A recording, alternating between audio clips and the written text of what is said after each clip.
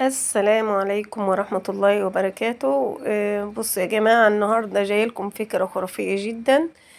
معظمنا بيشتري البطيخ وقد نفاجأ ان طلعت زي ما بيقولوا قرعة او اتخزوقتي فيها. نعمل ايه في الحالة دي؟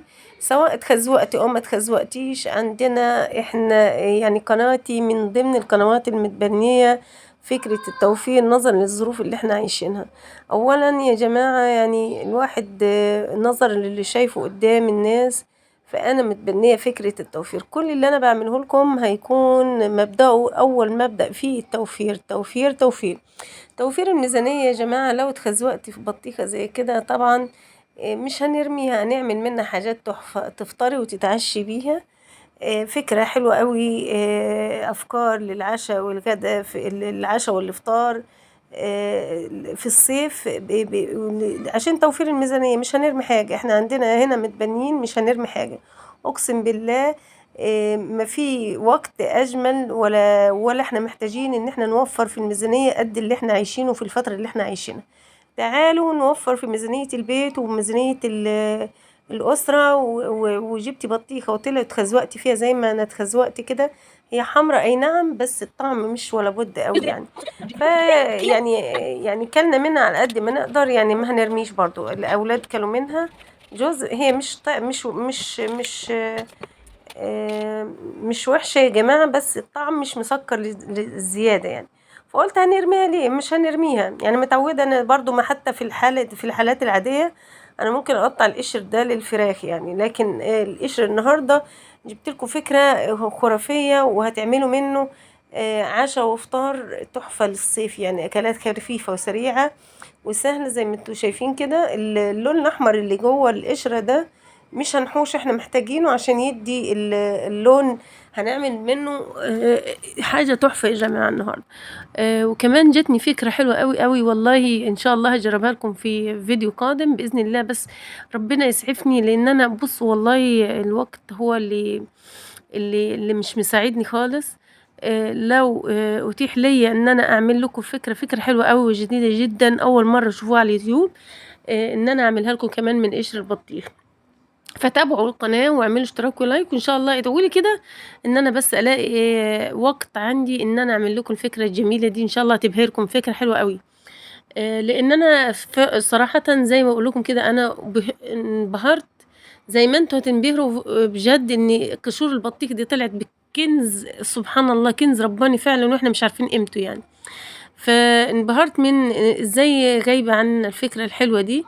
ان كمان القشور يا ولاد تحسوها مليانة ايه، مليانة بالألياف. فتحسوها ان هي يعني بتمتص الحاجات السكريات والحاجات زي كده.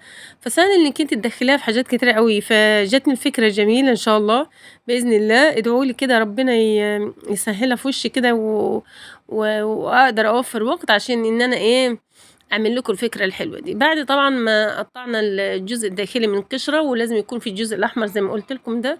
هنحاول نقطع الجزء اللي هو الجزء الداخلي من القشر والجزء الاحمر قطع صغيره جدا على قد ما تقدر. كل ما تكون اصغر كل ما هتبقى معاكي اجمل واحلى، لان انا عايزه النتيجه تبقى حلوة خالص معاكي. قطعيها على قد ما تقدري صغير خالص. ممكن يا جماعة لو كده ممكن اديها لو عندك كبة تفرموها فرمة صغيرة، بس ما تخليهاش، لان انت لو دخلتها في الكبة ممكن تعملها لك عصير. انا عايزة اخليها قطع صغيرة اصغر من كده شوية. ممكن تعمليها كده. بصي يا جماعة، طب هنعمل ايه يا جماعة؟ هنعمل منبه معلم النهارده ناويين نعمل المنبه بطريقة تحفة على رأي في إسماعيل ياسين. ومنبه معلمي منبه البطيخ بطريقة خرافية، وإن شاء الله تبهركم. الاولاد ساعات بتعلق في ذهنهم انك انت لو قلت لهم ايش بطيخ يا ماما مش هناكله مش عارفه كده. فاعملي الفكره دي من غير ما تقولي لهم ان ده قشر بطيخ وفاجئيهم. قولي لهم ايه رايكم في المربى دي؟ روعه يا ماما، روعه وحلوه خالص. ما تقولهمش قشر بطيخ، لان الاولاد بتعلق في ذهنهم قشر بطيخ، لا مش هناكل. فبصوا يا جماعة، عايرنا القطع من القشور البطيخ طلعت 4 كوبايات. الكوباية اللي هتعايري بيها عايري بيها السكر 4 كوبايات. فأنا حط لهم بصوا يا جماعة، حطيت كوبايتين سكر بس. نصيحة مني حط كوباية ونص بس سكر، لان عشان ما تطلعش مسكرة، لان البطيخة فيها نسبة تسكيرة.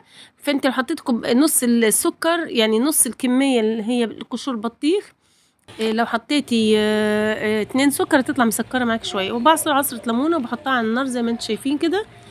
بص ابتدت تغلي، شكلها جميل جدا، والنتيجة هتبقى أروع من كده كمان. انا هسيبها تتهري كده لحد ما تبقى مربى زي ما انتم شايفين كده. شايفين النتيجة يا جماعة؟ النتيجة مبهرة. مربى قشور البطيخ، ومفيش اروع ولا اجمل من كده. الفكرة ان شاء الله هتجربوها وهتنبهروا بيها زي ما انا انبهرت.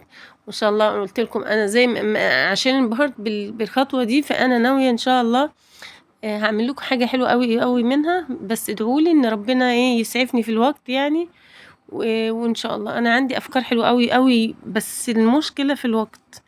أنا مش لاقية وقت، ومش عارفة أوفر وقت يعني يا جماعة، فده اللي بيخليني مقصرة في حاجات كتيرة، وعندي أفكار كتيرة جدا بس مش لاقية وقت والله. هو ده اللي مخليني يعني مش قادرة. فادعولي إن ربنا يلهمني إن على توفير الوقت، وأنا أعمل لكم حاجات تحفة. بصوا المربى يا جماعة مش محتاجة تفكير، حلو قوي.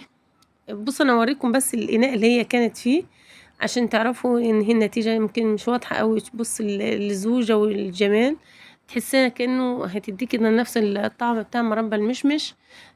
جميلة قوي وحلوة قوي، وان شاء الله تعجبكم الفكرة. اتمنى انكم انتوا تجربوها. ولو وصلتوا لحد هنا يا ريت ما تنسوش اللايك والاشتراك بالله عليكم عشان الفيديو ينترفع. وحاولوا تفعلوا زر الجرس، تعملوه باللون الأسود عشان يصلكم كل ما هو جديد ومفيد على قناتي. أتمنى الفكرة تكون عجبتكم، ولو عجبتكم متنسوش اللايك والاشتراك. في نهاية الفيديو هوريكم بس يعني الإناء من فوق شوية. أنا التصوير برضو ما عنديش أدوات للتصوير جميلة، يعني ما عنديش الستاندة، كانت عندي واتكسرت، فمش عارفة برضو التصوير مش ظاهر قوي. في نهاية الفيديو لا يسعني إلا أن أستودعكم في رعاية الله الذي لا تضيع ودائعه. دمتم في حفظ الله وأمني وسلامتي. وأشوفكم إن شاء الله في فيديو قادم، ويكون أفيد وأحسن من الفيديو بإذن الله يعني إن شاء الله. والسلام عليكم ورحمة الله وبركاته.